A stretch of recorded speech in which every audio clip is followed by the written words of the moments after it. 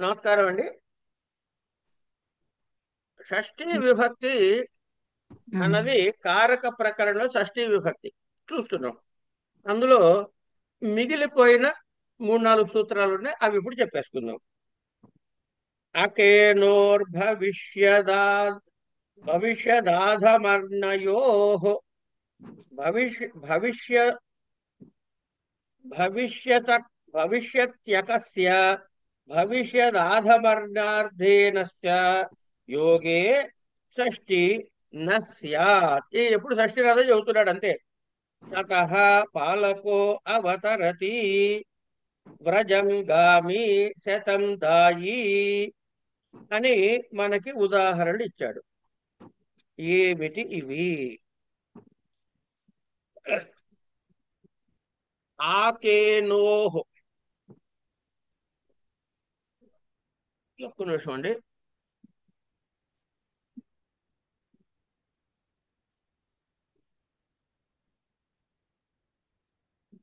ఏమైంది? మూర్తి గారిని పలికించేవారు. ఆకేనోహ్ భవిష్యదాధమర్ణయోహ అని ఈ సూత్రాన్ని విడగొట్టుకుంటాం మనం. ఆధమర్ణ్యం అంటే ఏమిటి? అప్పు తీ మనకి అప్పు తీసి ధారే రుత్తమర్ణ అనో మాట వచ్చింది, గుర్తుందా? వచ్చిందండి. ఎక్కడ? చతుర్థిలో అనుకుంటా. అవునండి. అప్పిచ్చినవాడు ఉత్తముడు. దారి ధాతువు వచ్చినప్పుడు చెప్తాను. ఉం? ధారే రుత్తమర్ణ అన్న మాట విన్నారు కదా, ఉత్తమర్ణ మాట విన్నారు కదా. ఉత్తముడు. దాని ఆపోజిట్ అధమర్ణ. దాని ఆపోజిట్ అధమన్నం. అధమర్ణ. అప్పు ఇచ్చేవాడు ఉత్తమరుడమ్మా, అప్పు తీసుకునేవాడు అధమరుడు. ఆధమర్ణ్యం అంటే అప్పు తీసుకొని ఉండుట, సింపుల్ గా.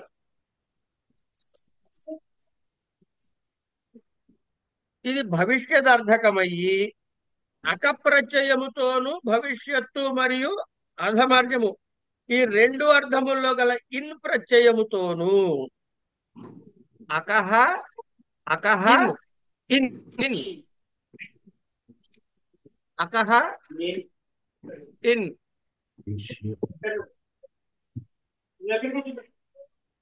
సూర్యప్రభ, రైట్. సూర్యప్రభాతి గారు మీ మ్యూట్ 2 సార్లు ఆన్ చేసినట్టున్నారు. నా మాట మళ్ళీ అక్కడి నుంచి వినపడుతుంది, అందుకని అడిగా. ఆకేనోహో, అకహ ప్లస్ ఇన్ కలిపితే ఏంది? ఆకేన్ అవుతుంది. అది రెండు వచ్చాయి కాబట్టి ఆకేనోహో అంటే ఏమిటనమాట? భవిష్యదర్థకమైన అకప్రత్యయముతోను భవిష్యత్తు మరియు అధమర్ణ్యము ఈ రెండర్థములు వచ్చేటటువంటి ఇన్ ప్రత్యయంతోను యోగము ఉన్నట్లయితే, అంటే కలిసి ఉన్నట్లయితే షష్ఠీ విభక్తి ప్రవర్తించదు. సతః పాలకో అవతరతు. సతః పాలకో అవతరతి, అవతరతి అవతరతి. సతః అంటే మంచివారిని, సత్పురుషులను, సత్పురుషులను పాలక పరిపాలించేందుకు అవతరతి. ఎవరు అవతరించేది? మనం ఎక్కడైనా ఇట్లాంటి ఎగ్జాంపుల్స్ వస్తే హరి అని రాసేసుకోండి. హరి అవతరించబోతున్నాడు. పాలక. ఇక్కడ ఏమొచ్చింది మీకు? పాలకలో అకప్రత్యయం వినపడుతుంది కదా. ఏమండి? ఆ. తర్వాత ఇది వస్తున్నాడు అంటే భవిష్యత్ ఇప్పుడా? భవిష్యత్తు. అవి రెండు వచ్చాయి కదా. భవిష్యత్తకమైన ప్రత్యయముతోను భవిష్యత్తు మరియు అధమర్ణ్యములో గల ఇన్ని ప్రత్యయం. దానికి ఉదాహరణ ఇస్తాడు చూడండి. వ్రజంగామి, చాలకు వెళ్ళబోవాడు. శతం దాయి అంటే అప్పుగా తీసుకున్న నూరును తిరిగి ఇస్తున్నవాడు అనేవి ఉదాహరణగా చెప్పారు మనకి ఇక్కడ. దీంతో నెక్స్ట్ కృత్యానాం కర్తరివా ఈ కృత్యానాం అంటే ఏమిటి?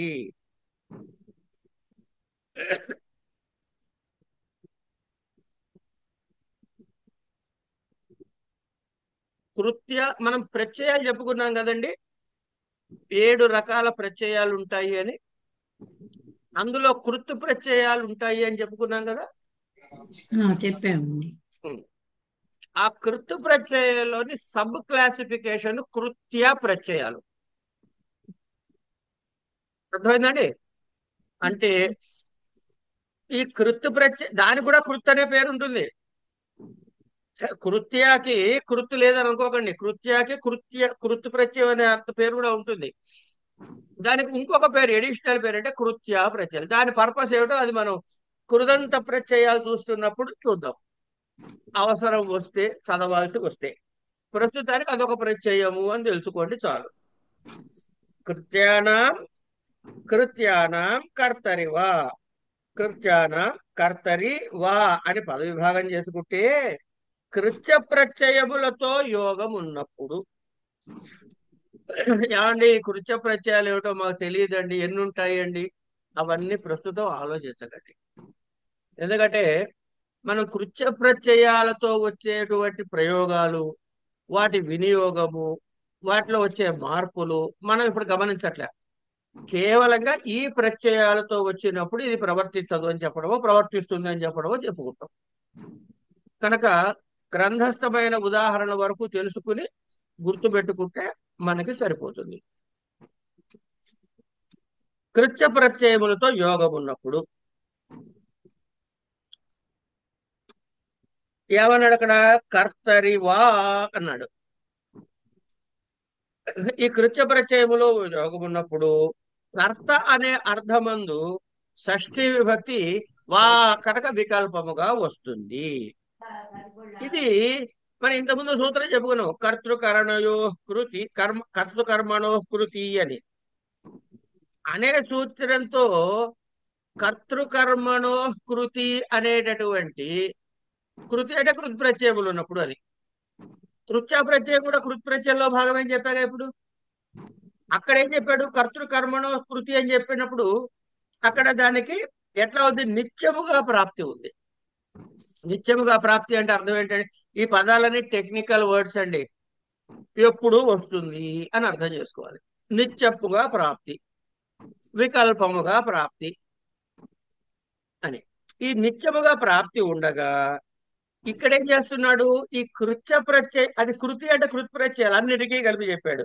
అందులోని చిన్న పోర్షన్ అయిన కృత్ ప్రత్యయాలకి నిత్యముగా కాదయ్యా, వికల్పముగా చెప్పుకో అని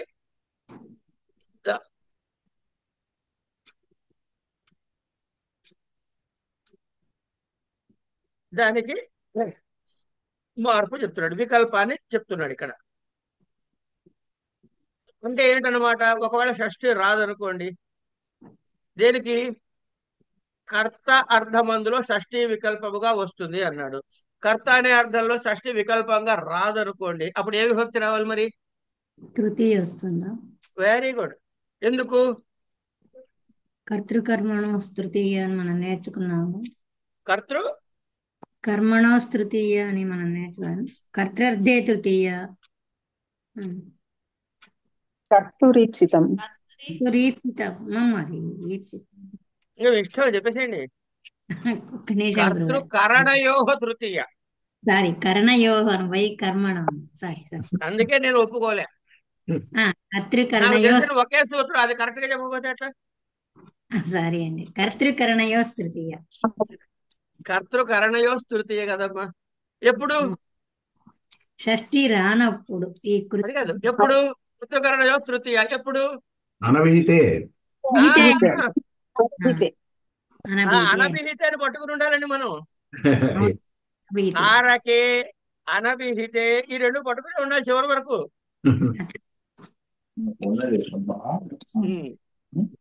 తర్వాత ఇంకో చిన్న విషయం చెప్తానండి. నేను మీకు ఇచ్చిన హోంవర్క్ సంగతి నాకు బాగా గుర్తుంది. నేను ఏమేమి అడుగుతానన్నానో అది కూడా గుర్తుంది. మరి మీరు చదివారో లేదో, మీకు చదవాలని గుర్తుందో లేదో నాకు తెలియదు.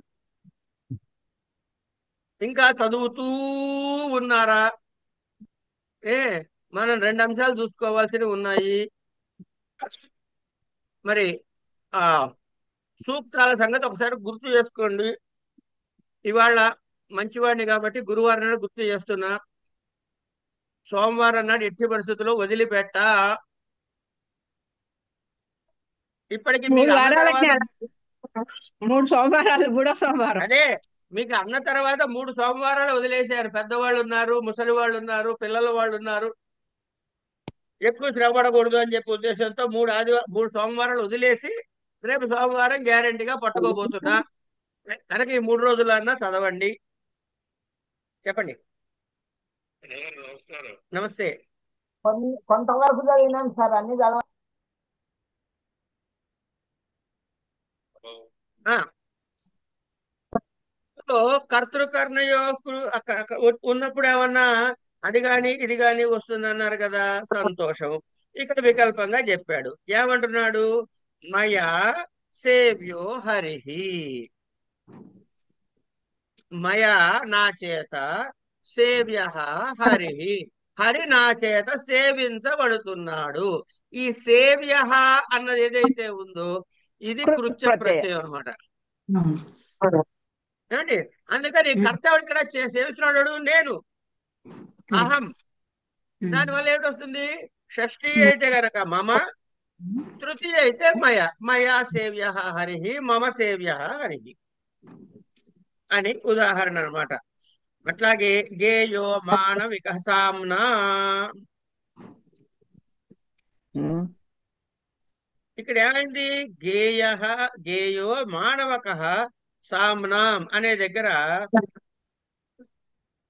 ఇక్కడ కర్మవాచక శబ్దం ఇది, సామ్నాం అని. కనుక ఈ సూత్రం దేనికి ఉపయోగిస్తుంది? కర్త ఉన్నప్పుడే వస్తుంది కనుక ఇక్కడ ప్రవర్తించదు. ఏమండి? భవ్య గేయ అను సూత్రము చేత కర్తార్థమునందు ఎత్తు ప్రత్యయం విధింపజేస్తే కర్మ అభిహితమై అనేది కావున కర్తృకర్మణో కృతి అను సూత్రం చేత నిత్యముగా షష్ఠి ప్రవర్తించినది. కనుక ఇక్కడ తర్వాత ఈ సూత్రంలో కృత్యానాం అని పదం ఉంది కదా, కృత్యానాం కర్తరివా అనే దగ్గర ఈ కృత్యానాం దగ్గర కట్ చేసి సూత్రం చెప్తున్నాడు. ఇలా కట్ చేసే సూత్రం చెప్తే దాన్ని ఏమనుకుంటామని చెప్పాము? సూత్రం. యోగ విభాగము. సంథింగ్ యోగ విభాగము అని చేస్తే దీని పూర్వ సూత్రం ఏమిటి? ఉభయ ప్రాప్తౌ అని ఉంది కనుక ఉభయ ప్రాప్తౌ అని నా అని 2 పదాలను పూర్వ సూత్రాల నుంచి తెచ్చుకున్నట్లయితే కృత్య ప్రత్యయముతో యోగం ఉన్నప్పుడు కర్తృ కర్మ ఈ 2 అర్థాలు ప్రసక్తమైతే షష్ఠీ విభక్తి ప్రవర్తించదు అని సూత్రార్థం వస్తుంది. అందుకనే నేతవ్య వ్రజం గావ కృష్ణేన అనే స్థలంలో కర్మవాచక వ్రజం అని అన్నారు కదా, వ్రజ శబ్దము కంటే కర్తృవాచక కృష్ణ శబ్దము కంటే షష్ఠీ విభక్తి ప్రవర్తించలేదు. ఎందుకు? నా అన్నాడు కాబట్టి. ప్రసక్తం అంటే ఉక్తమానా, అభిహితే ప్రసక్తము అంటే ఆపరేట్ అవుతుంది అని. ఓకే. తర్వాత తుల్యైరా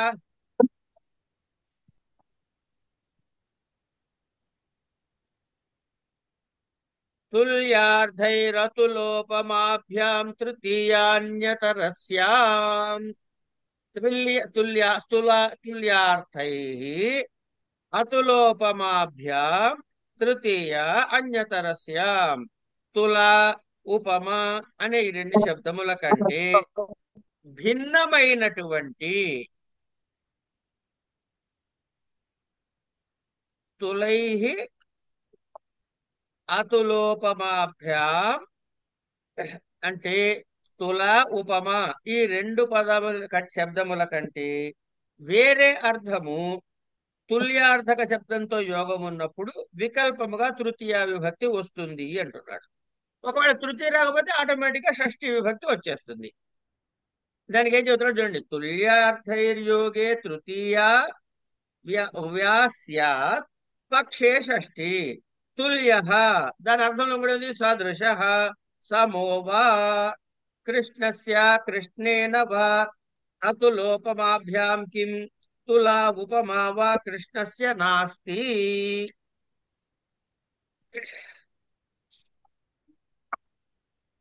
అంటే ఏమైంది ఇప్పుడు?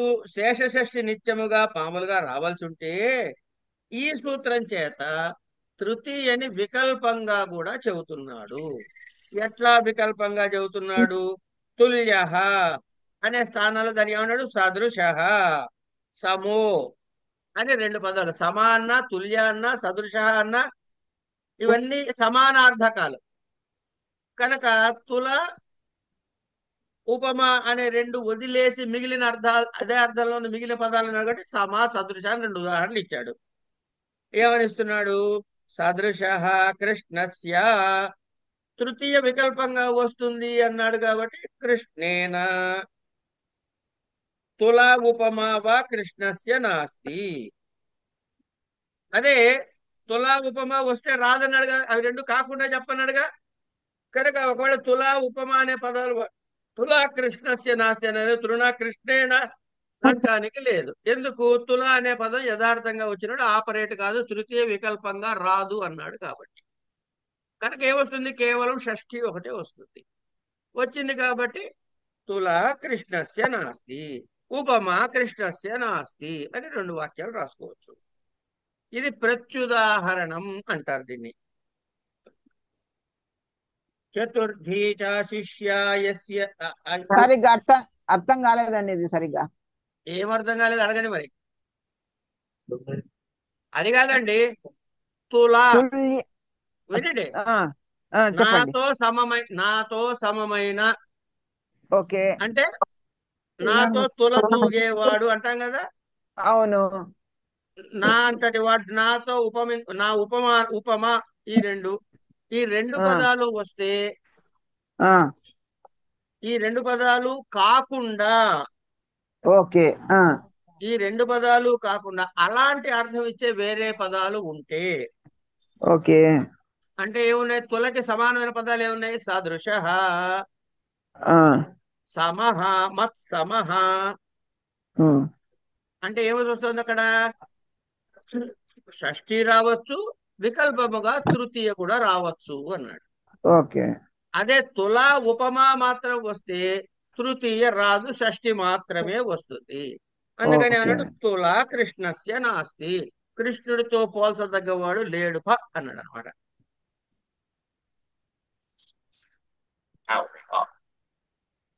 చెప్పండి వీర్రాజు గారు, ఏదో అంటున్నారు. లేదు సార్, సిస్టమ్ మార్చాను, అన్మ్యూట్ అయిపోయింది. ఓకే ఓకే, ల్యాప్టాప్ పని చేయకపోతే సెల్ ఆన్ చేసి. ఏం పర్లేదు. అంటే ఏమైనా డౌట్ ఉందేమో చెప్పి ముందుకు వెళ్దామని.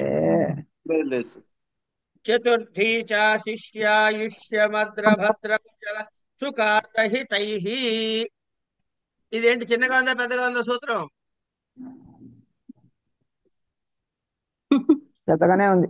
పెద్దగా అంటే ఉంది అర్థం ఏంటి? దానికి చిన్న అర్థం. దాని అర్థం చిన్నగా ఉంటుంది. ఏమిటది? చతుర్థీ చ ఆశిషి ఆయుష్య మద్ర భద్ర కుశల సుఖార్థ హితై అని పదచ్ఛేదము. ఆశీరర్థము గమ్యమానమైనప్పుడు అంటే సూచించబడుట. ఆశీరర్థములో గమ్యమానమైనప్పుడు అంటే సూచించబడ్డప్పుడు ఆ ఆయుష్యార్థకమైన శబ్దాలున్నాయే, ఆయుష్య ఆది అర్థక శబ్దాలైతే ఉన్నాయో అప్పుడు చతుర్థి విభక్తి కూడా వికల్పంగా వస్తుంది. చతుర్థి చ శిష్యాయుష్య భద్ర భద్ర అని చెప్పాడుగా. అంటే చతుర్థి రాకపోతే ఏమొస్తుందన్నమాట? వికల్పంగా చతుర్థి వస్తుంది. చతుర్థి రాకపోతే షష్ఠి వస్తుంది. ఆయుష్యం చిరంజీవితం కృష్ణాయ, ఆయుష్యం చిరంజీవితం కృష్ణాయ అది చతుర్థి.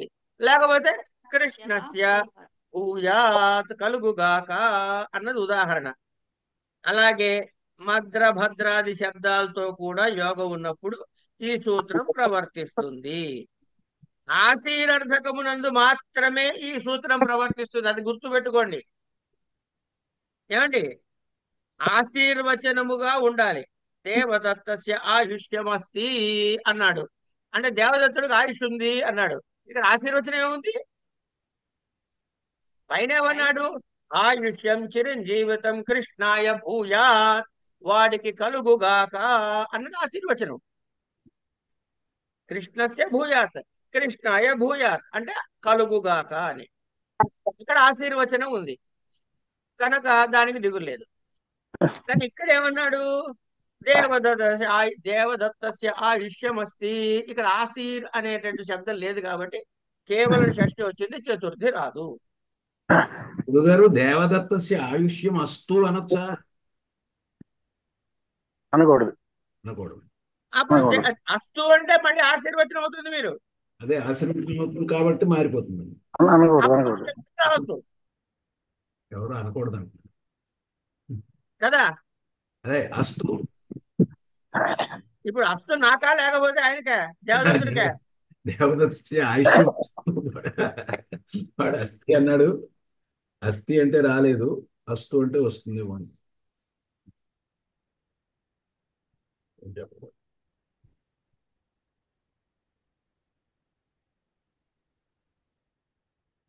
ఇక్కడితోటి షష్ఠి శేషే షష్ఠి సంపూర్ణం. ఇక్కడికి ఆపేస్తున్నానండి. ఒక్క నిమిషం కంగారు పడి పారిపోకండి. షష్ఠీ విభక్తి అయిపోయింది. ఈ వీడియో రికార్డింగ్ ఇక్కడ ఆపుతున్నాను.